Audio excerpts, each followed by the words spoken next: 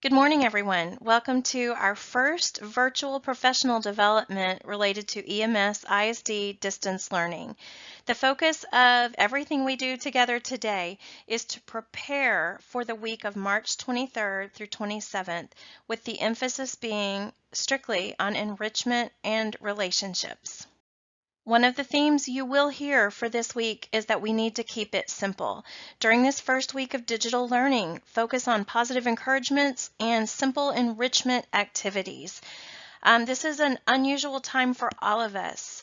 This is a time that students, families, and the teachers are figuring out how to do this distance learning thing. We need to have patience, we need to have grace with one another, and we need to keep it simple. You're probably wondering, what in the world are you expected to do over the next week? And we're going to start with some communication expectations. We've broken it down by elementary and secondary because those are really two very different worlds when it comes to distance learning.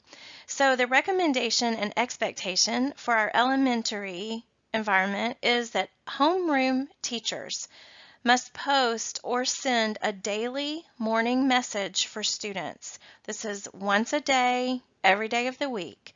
We are going to provide some training and some tips and even a how to and how not to run a morning meeting video. These video messages need to be short, positive, and they really need to focus on the enrichment activities that are shared by the curriculum team, on information that's shared by PE, fine arts, counselors, and those sort of support team. If you are a departmentalized teacher, you are going to provide the message for your homeroom class, so you will need to be communicating with the other teachers on your grade level. As far as the communication expectations for our secondary teachers, we need the teachers to communicate with students and parents 1 to 2 times per week through whatever regular communication tools you're used to using with your class. It is important that we not over communicate for this first week. I want to reiterate, everything we're talking about today is simply for Distance Learning Week 1, that's March 23rd through 27th. We have to be very, very aware of how much communication could be coming to a high school student or a middle school student. They may have 7 or 8 teachers that are sending just a few minutes of information every day, but that can be really overwhelming, especially in our families that have multiple children. Don't worry, you're not on your own about having to come up with these enrichment activities. Our curriculum coordinators have been working hard to develop resources that will help you know exactly what you can share with your students during the week of March 23rd through 27th. After today, after you've had a chance to think about it and see the materials, if you have any individual questions, please reach out to that coordinator for clarification. The coordinators are going to set up virtual office hours. The times are going to be communicated during this training session when we go live with it, and they'll also be able to send those to you via email with a link and a time frame where you can reach out to them. If you have questions about the other expectations during this week, please reach out to your principal. We know that grades and project deadlines and all of that are really, really important, and they're high on the priority list for some of our kids and some of our teachers even. But it is important to know that this week, March 23rd through 27th, we will not be taking grades on enrichment activities. The EMS ISD grading and reporting handbook guidelines are on hold at this time, so don't feel the stress of having to get a certain number of grades. We do want to encourage you to continue providing feedback for your students. We know this is going to happen in a variety of ways, and we can't wait to see what you're able to do in this situation. Please make sure you're thinking about our different family situations. Because of that, because of numbers of students, numbers of devices, connectivity, we will not be adhering to strict due dates during our distance learning. I do want to warn you of a few things.